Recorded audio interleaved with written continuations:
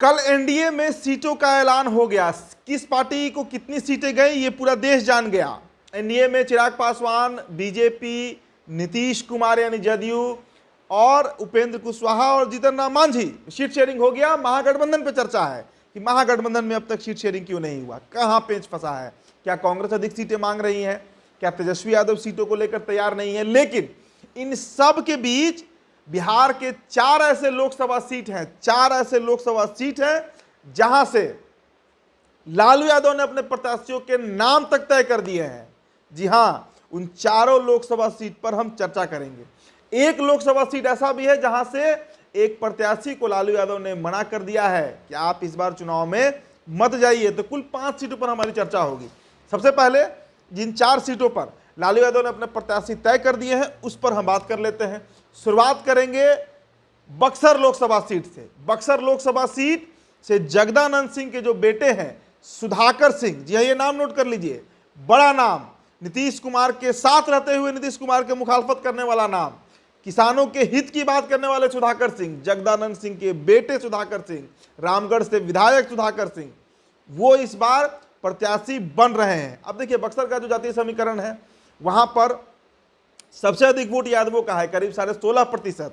दूसरे नंबर पे ब्राह्मण है 10%। तीसरे नंबर पे भी राजपूत है, उनका भी करीब 9.5 से 10% के आसपास ही वोट है। और कुशवाहा वोट वहां पर 5% के आसपास है।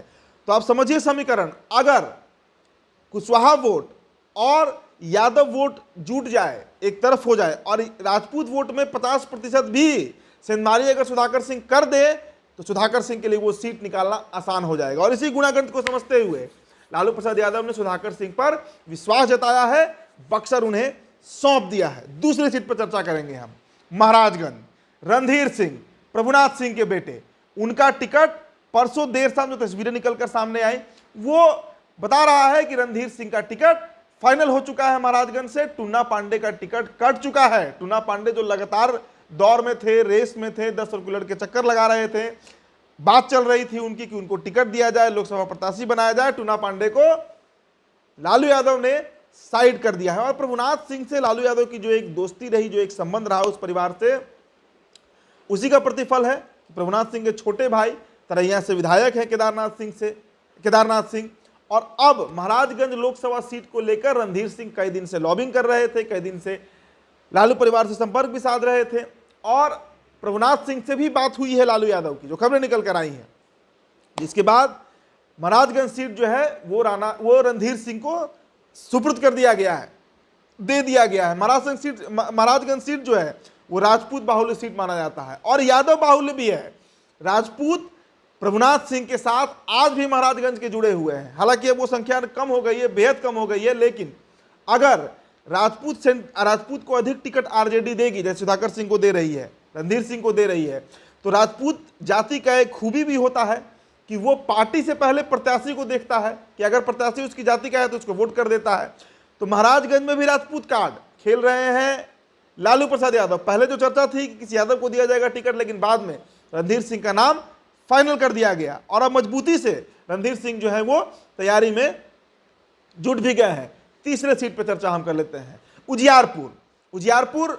आलोक मेहता का नाम पर मुहर लालू यादव ने लगा दिया है। जी हां, मुहर लग चुका है आलोक मेहता के नाम पर। हालांकि आलोक मेहता दिल्ली में है, सीट बंटवारे को लेकर लगातार मीटिंग पर मीटिंग किए जा रहे हैं मनोज झा के साथ।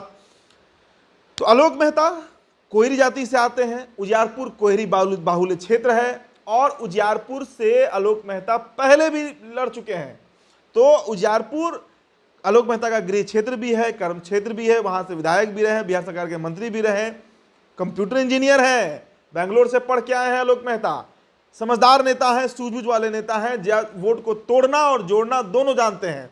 तो आलोक मेहता का टिकट उजियारपुर से लालू प्रसाद यादव ने कंफर्म कर दिया है। चौथा सीट सारण लोकसभा, छपरा लोकसभा, जहां से पहली बार लालू यादव 1977 में जीते, 1989 में जीते, 3 बार जीते और वहां से 2004 भी जीत चुके हैं छपरा लोकसभा से ही। तो पहले तो चर्चा थी कि छपरा लोकसभा से तेज प्रताप यादव लड़ेंगे, लेकिन बाद में उससे खारिज किया गया और रोहिणी आचार्य, लालू यादव की बेटी, जिन्होंने अपना किडनी लालू यादव को दिया, वो वहां से प्रत्याशी बन रही हैं। इस पर लगभग मुहर लग चुका है। बिस्कोमान के अध्यक्ष और एमएलसी सुनील सिंह ने कल नेशनल मीडिया पर बात करते हुए स्पष्ट कर दिया कि हमारी मांग है भाई, हम चाह रहे हैं, वहां की जनता चाह रही है सारण की, कि रोहिणी आचार्य वहां से चुनाव लड़े। राजीव प्रताप रूडी वहां के सिटिंग एमपी हैं, रोहिणी आचार्य यादव जाति से आती हैं, तो यादव बनाम राजपूत इस बार छपरा में देखने को मिल सकता है। और छपरा का जो गुणागणित है वहां पर यादव सबसे अधिक संख्या में है। तो क्या समीकरण बैठेगा ये नहीं पता, लेकिन रोहिणी आचार्य चुनाव लड़ रही है। अब देखिए, एक सीट का हमने चर्चा किया था कि उस सीट से राजद का एक प्रत्याशी का टिकट कट रहा है, पाटलिपुत्र। पाटलिपुत्र जहां से 3 बार से लालू परिवार लड़ रहा है। 2009 में खुद लालू यादव लड़कर हारे, 14 में मीसा भारती लड़कर हारी और 19 में भी मीसा भारती लड़कर हारी। पिछले 2 महीने से मीसा भारती लगातार उस क्षेत्र का भ्रमण कर रही है, हालांकि वो राज्यसभा सांसद है।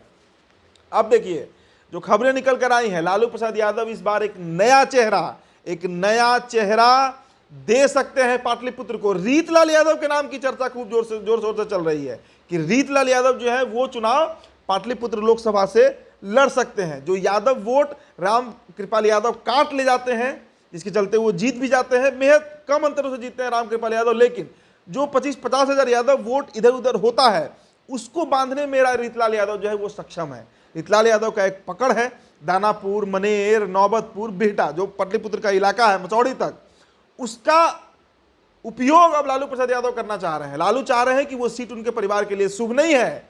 3 बार परिवार से ही कोई लड़ा और हारा, तो इस बार रीतलाल यादव के नाम की चर्चा तेज। हालांकि इस बार मुहर नहीं लगा है, 4 सीट जिसका हमने बताया उस पर मुहर लग गया है, लेकिन पाटलिपुत्र पर अभी मुहर नहीं लगा है। लेकिन आज या कल में पाटलिपुत्र को लेकर भी लालू प्रसाद यादव जो है वो फैसला ले लेंगे। फिलहाल इस रिपोर्ट में इतना ही। बहुत बहुत शुक्रिया।